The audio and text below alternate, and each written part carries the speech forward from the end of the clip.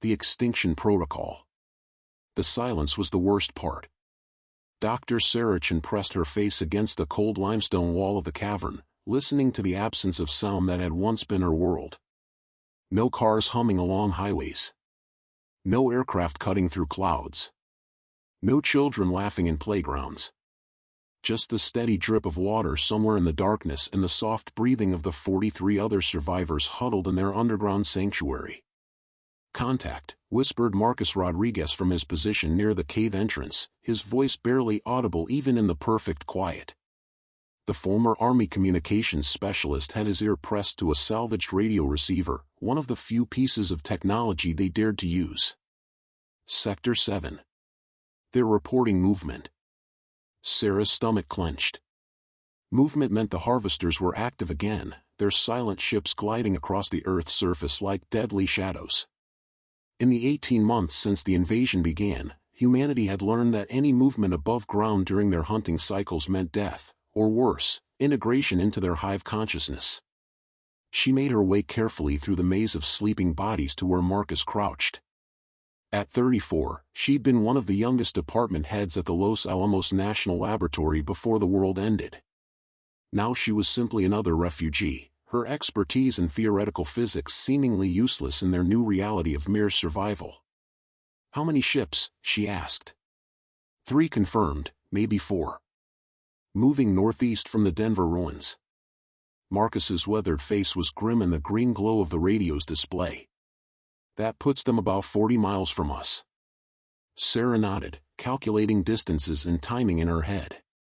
The harvesters' search patterns had become more sophisticated over the months, their artificial intelligence adapting to human behavior with terrifying efficiency. They'd learned to detect the heat signatures of large groups, the electromagnetic emissions of most technology, even the subtle vibrations of human footsteps on the surface. But they hadn't yet found the deep cave systems. "Dr. Chen," came a soft voice from behind her. She turned to see Emma Walsh, barely 19 and one of the few computer science students who'd made it to their hideout. The girl's pale face was illuminated by the screen of a ruggedized tablet, one of the few devices that didn't emit detectable signals when properly shielded. "I've been working on that data you gave me. I think I found something." Sarah's pulse quickened. For weeks, she'd been trying to analyze the fragments of harvester technology they'd managed to recover from crash sites. Most of it was beyond human comprehension, materials that seemed to exist in multiple dimensions simultaneously, energy patterns that defied known physics. But Emma had been helping her map the electromagnetic signatures, looking for patterns that might reveal weaknesses. "Show me," Sarah whispered. They moved deeper into the cave system, past the main chamber where families slept on makeshift bedrolls, past the small alcove that served as their medical bay, to a narrow passage that opened into a smaller cavern. Here, by the light of hand-cranked LED lanterns, Sarah had established what she generously called her laboratory.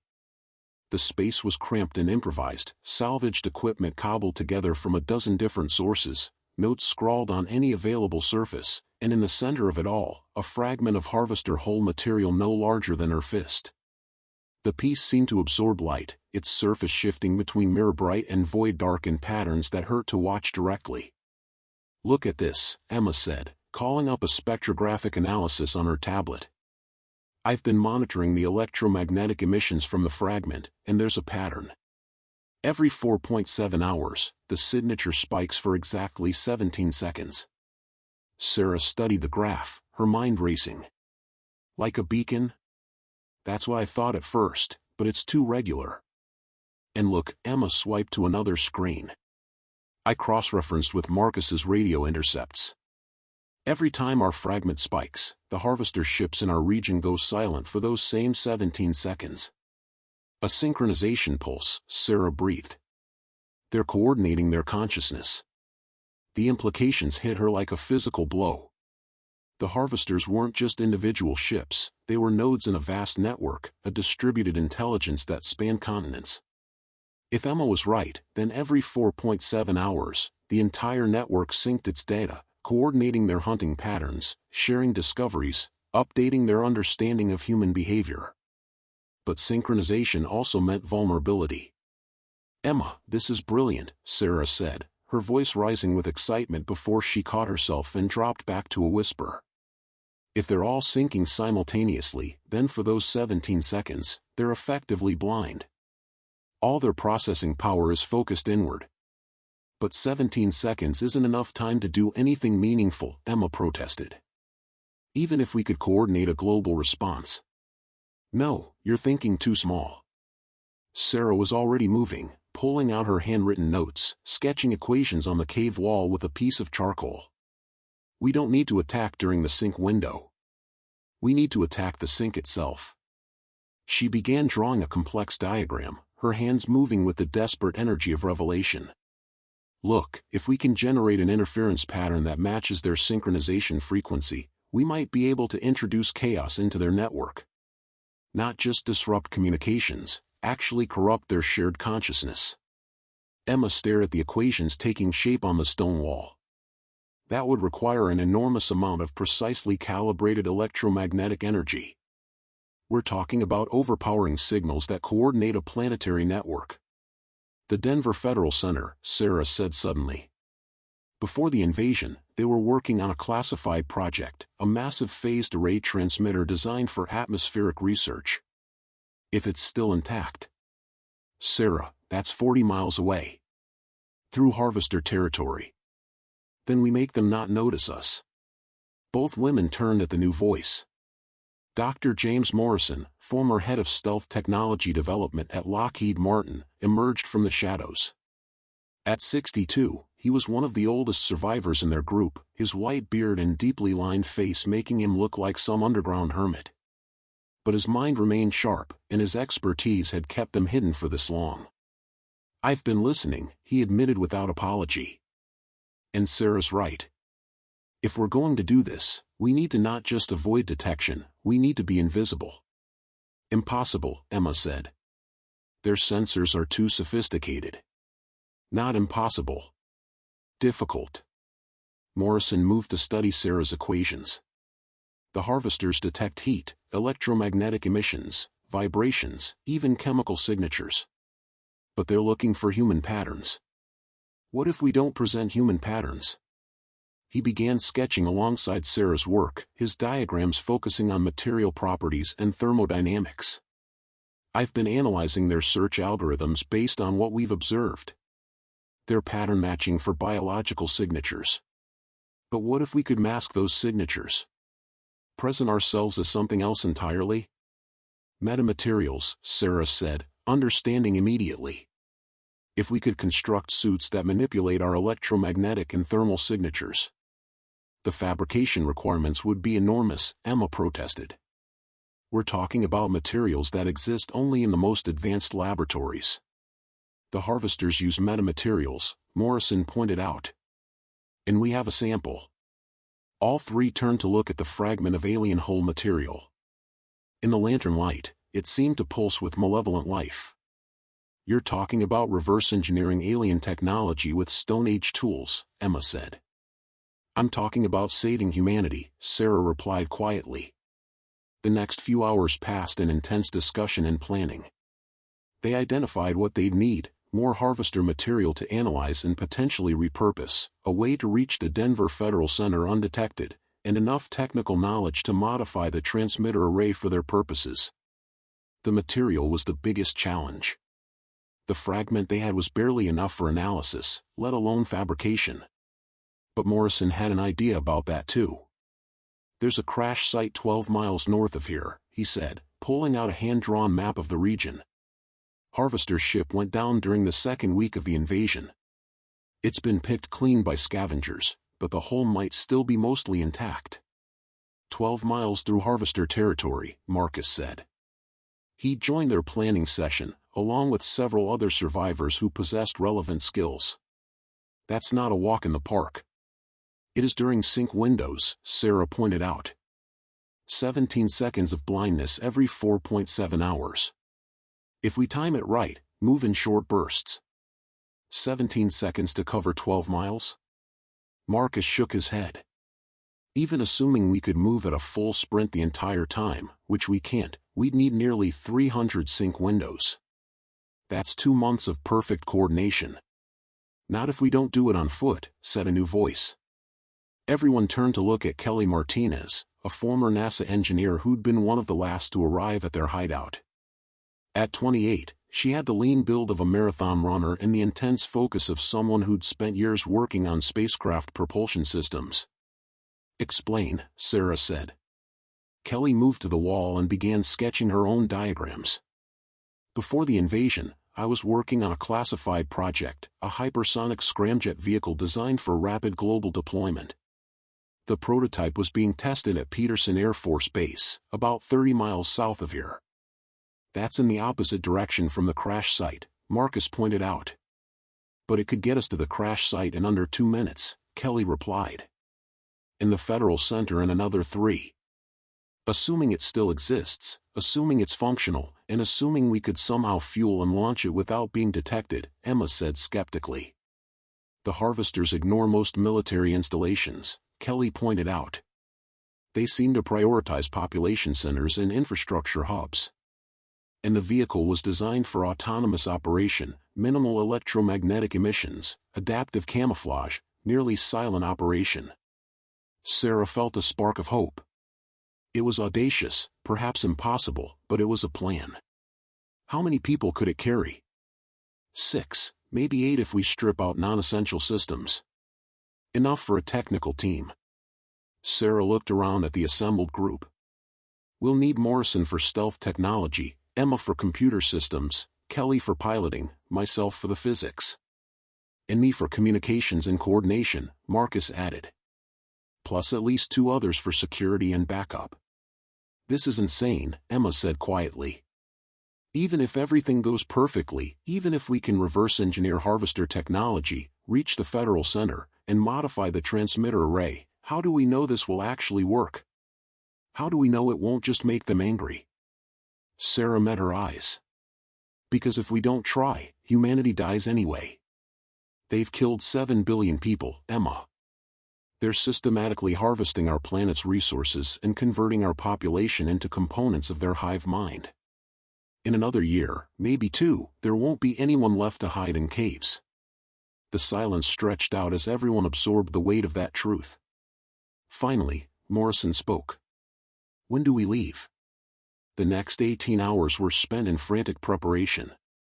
The team finalized their plans, gathered what equipment they could carry, and prepared for what might be humanity's last desperate gambit.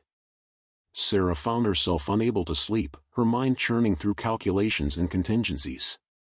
She sat in the deepest part of the cave system, staring at the alien fragment by lamplight and trying to understand the physics that govern its existence. The material seemed to exist in a state of controlled quantum superposition, its properties shifting between states according to some internal logic she couldn't quite grasp.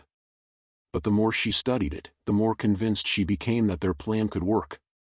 Having second thoughts? Morrison joined her in the darkness, moving with the careful quiet of a man who'd spent months avoiding detection.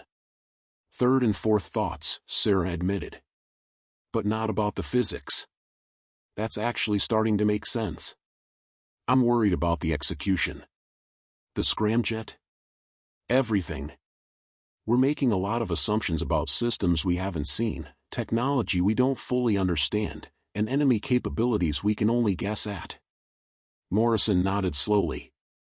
In my experience, the most important thing in any high-risk operation is having people you trust. People who'll adapt when the plan inevitably goes wrong. And if we're wrong about the fundamental premise? If the Harvester's network doesn't work the way we think it does? Then we'll die gloriously instead of slowly. Morrison's voice held a note of dark humor. Personally, I prefer that option. Dawn came without sunrise. The Harvesters had deployed some kind of atmospheric manipulation that kept the sky in perpetual overcast, a gray twilight that made it difficult to judge time. But Marcus's instruments showed the approach of their departure window. The team assembled in the main chamber: Sarah, Morrison, Emma, Kelly, Marcus, and 2 others, David Kim, a former Marine Corps explosives expert, and Lisa Chen, Sarah's younger sister and a medical doctor who'd insisted on coming despite Sarah's protests. Remember, Sarah addressed the group quietly, we have a 17-second window every 4.7 hours. During those windows, we move. Between them, we stay absolutely still and silent. No unnecessary risks, no heroics. Our only objective is reaching Peterson Air Force Base. And if the scramjet isn't there? David asked. Then we adapt, Morrison said simply. Kelly had spent the previous day studying satellite maps and calculating routes. The journey to Peterson would take them through approximately 15 miles of territory that the harvesters patrolled regularly, across terrain that offered minimal natural cover. The good news, she said, is that their patrol patterns have become predictable. They follow the major highways and focus on areas where they've detected previous human activity. If we stick to the wilderness corridors, we should be invisible, Emma finished. In theory. Theory is all we have, Sarah replied. They moved out during the next sync window, emerging from their cave into the gray half-light of the invaded world. The landscape that had once been Colorado's Front Range was barely recognizable. The harvesters had deployed some kind of terraforming technology that was gradually converting the ecosystem to match their needs. Where once there had been forests, strange crystalline growths now stretched toward the sky. The familiar peaks of the Rocky Mountains were shrouded in unnatural mists that seemed to move with purpose. The team moved in single file, following Morrison's lead as he guided them through the alien landscape. His expertise in stealth technology had taught him to think like a sensor system, to understand what signatures might give them away and how to minimize their detection profile. Every 4.7 hours, they would freeze in place and count down the seconds until the next sync window. 17 seconds to move as far as possible, then absolute stillness until the next opportunity. It was a maddening pace, but it worked.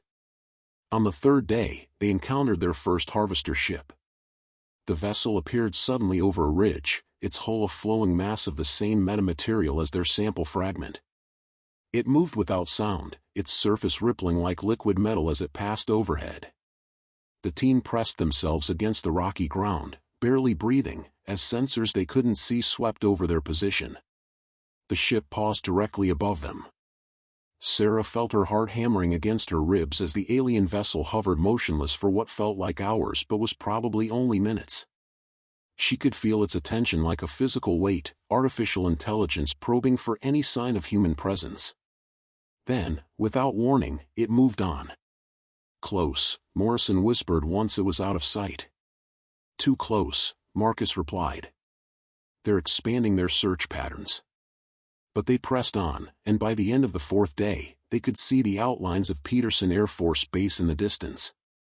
The facility had been heavily damaged during the initial invasion, several buildings were nothing but rubble, and a massive crater marked where the main runway had been. But some structures remained intact. There, Kelly pointed to a hardened hangar at the far end of the complex. That's where they would have kept the prototype. The final approach was the most dangerous part of their journey.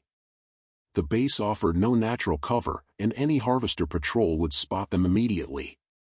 But their luck held, the next sync window occurred just as they reached the perimeter fence. 17 seconds to cut through the chain link, cross open ground, and reach the hangar. David's demolition expertise came in handy as he made quick work of the lock on the hangar door. Inside, covered by a tarp and surrounded by maintenance equipment, was the scramjet. The vehicle was smaller than Sarah had expected, barely larger than a fighter jet, but with an elongated fuselage and swept-back wings that spoke of incredible speed. Its surface was covered in the same kind of adaptive camouflage technology that Morrison had theorized about, panels that could shift color and texture to match their surroundings. She's beautiful, Kelly whispered, running her hands over the hull. And she looks intact. The next several hours were spent in careful preparation. Kelly ran through pre-flight diagnostics while Emma interfaced with the vehicle's computer systems. Morrison examined the stealth technology, and Sarah worked with David to modify the cargo bay to accommodate their equipment. The plan was ambitious in its simplicity: use the scramjet to reach the crash site, harvest as much harvester material as they could carry, then proceed to the Denver Federal Center and attempt to modify the transmitter array. Fuel status is good, Kelly reported. The scramjet uses a hybrid system, rockets for initial acceleration, then ramjet propulsion for sustained hypersonic flight. We have enough fuel for approximately 12 minutes of flight time. More than enough to reach both targets, Sarah confirmed. Systems check complete, Emma added. The onboard AI is functional, and I've programmed our flight path to avoid known harvester patrol routes. Stealth systems are operational, Morrison said.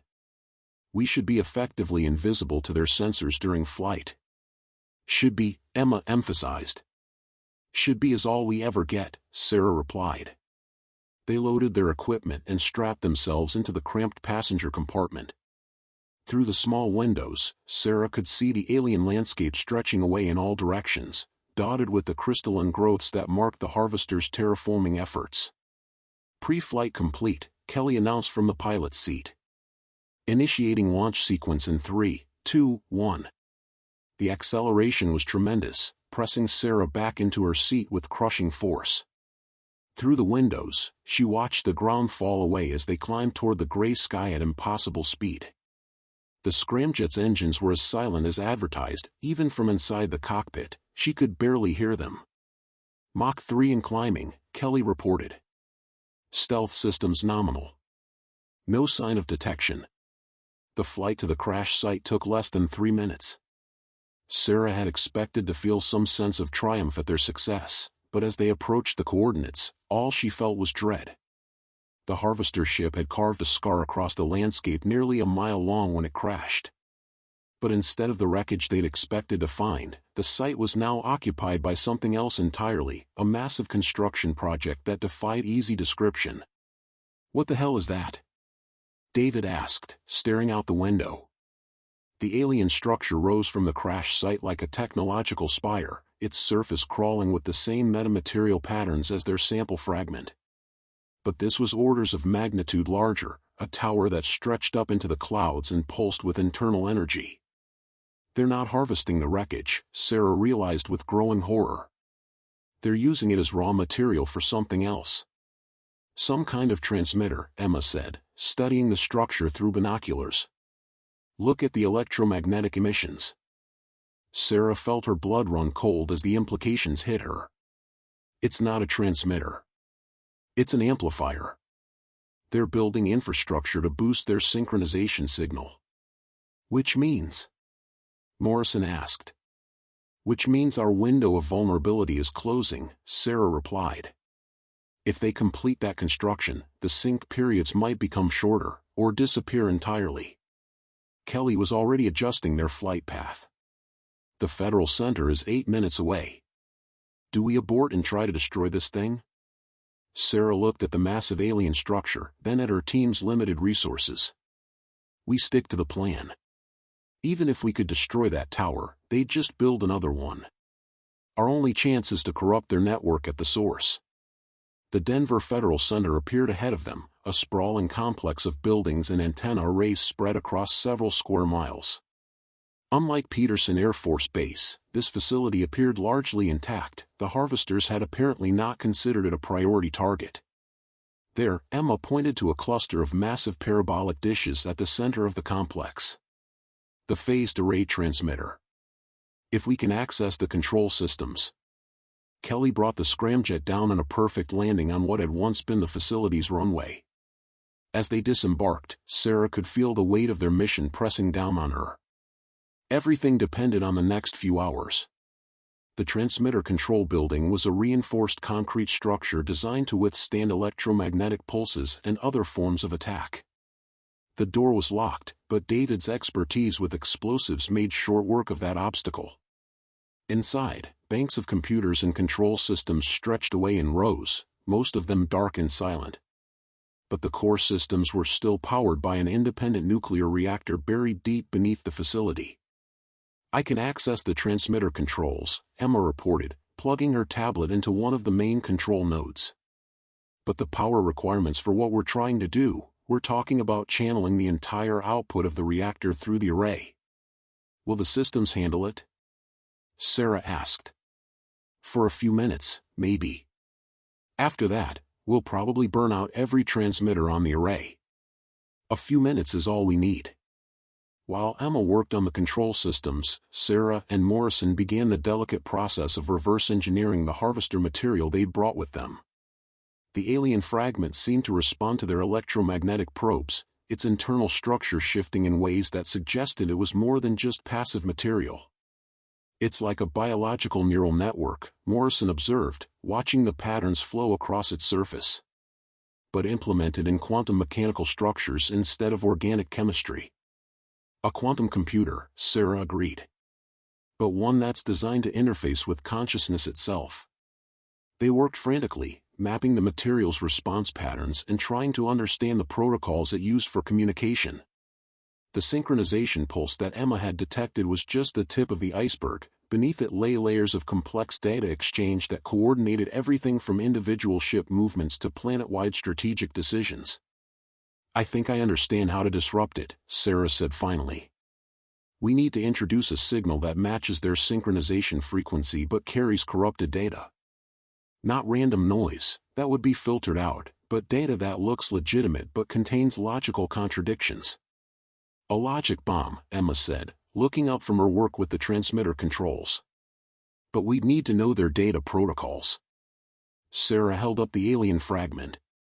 In the hours they'd been working, its surface patterns had grown more complex, as if it were responding to their proximity to other harvester technology.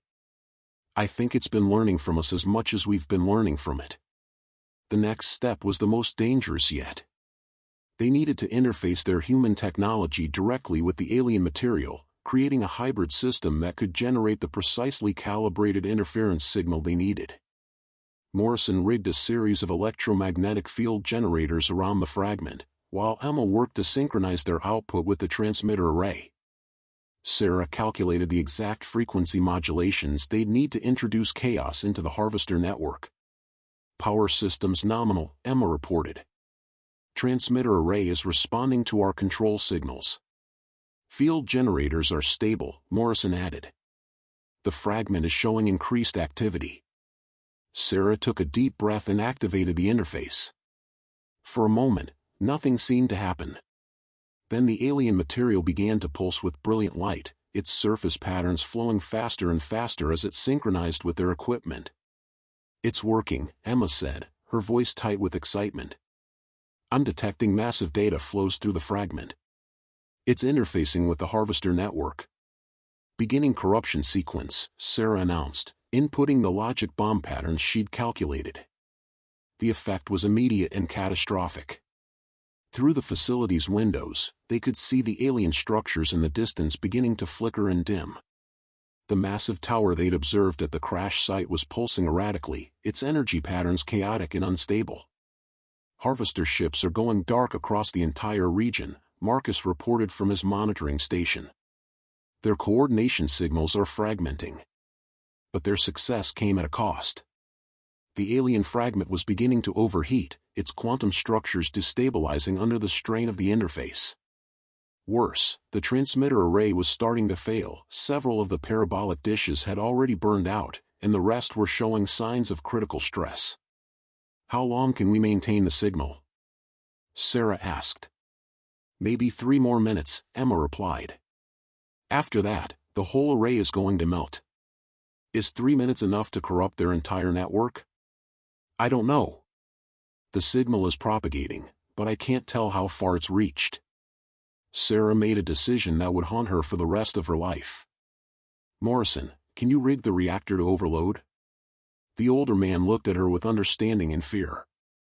"You're talking about creating an electromagnetic pulse that would be visible from orbit." "I'm talking about boosting our signal by several orders of magnitude. Enough to reach every harvester node on the planet. The explosion would kill us all. The harvesters are going to kill us all anyway. At least this way, we might take them with us." The next few minutes passed in a blur of desperate activity. Morrison disappeared into the facility's lower levels to access the reactor controls. Emma worked to extract every possible second of transmission time from the failing array. Sarah monitored the corruption signal's propagation, watching as their logic bombs spread through the harvester network like a virus. "Reactor overload initiated," Morrison reported over the intercom. Estimated time to critical failure, 4 minutes. Signal strength is increasing, Emma added. The network corruption is accelerating. Through the windows, they could see harvester ships across the region falling from the sky as their consciousness fragmented and failed. The alien spires that had been growing across the landscape were going dark one by one. Global network nodes are beginning to fail, Emma reported, her voice barely containing her excitement. Africa, Asia, Europe, the corruption is spreading faster than their systems can compensate for. 3 minutes to reactor failure, Morrison announced. Sarah felt a strange sense of peace as she watched humanity's final gambit unfold. They had done everything possible, sacrificed everything necessary. Whether it would be enough remained to be seen. 2 minutes. The alien fragment finally destabilized completely, its quantum structure collapsing in a burst of energy that overloaded their equipment. But it had done its job. The corruption signal was now self-sustaining, propagating through the harvester network without their continued input. 1 minute. Emma was frantically copying data from the transmitter systems, trying to preserve a record of what they'd accomplished. If anyone finds this facility, they'll need to know what we did and how we did it. 30 seconds.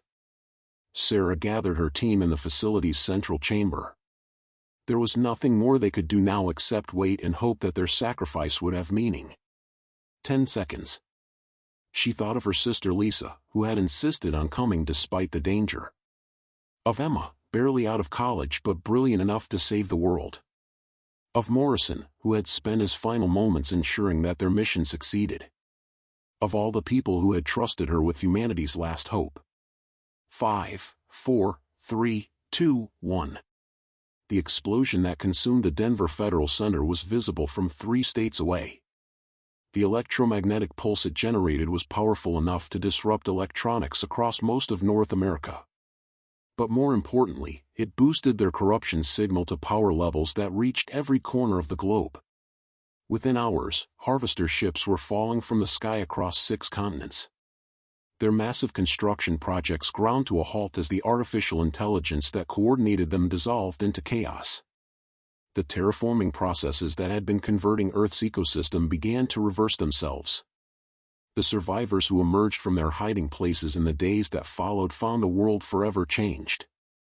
The harvester's technology remained, but inert and slowly decaying without the consciousness that had animated it. Humanity faced the enormous task of rebuilding civilization from the scattered remnants of their former world. But they were alive.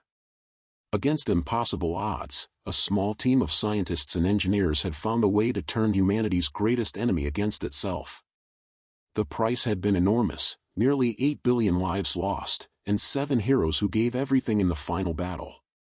In the months that followed, as communities began to rebuild and reconnect, the story of Sarah Chen and her team became legend.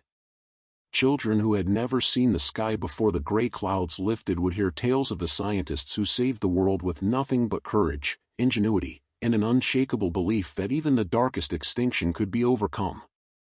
The alien materials left behind would provide humanity with technological advancement beyond their wildest dreams. The metamaterials, quantum computers, and energy systems would eventually take them to the stars. But the most important legacy of the Harvester War was simpler and more profound, the knowledge that no matter how desperate the situation, no matter how impossible the odds, human creativity and determination could find a way to survive. Sarah's final calculations, recovered from the ruins of the Federal Center, became the foundation for a new kind of physics, one that bridged the gap between consciousness and quantum mechanics, between biology and technology. The corruption signal she had designed became the template for defensive systems that would protect humanity's expansion into space.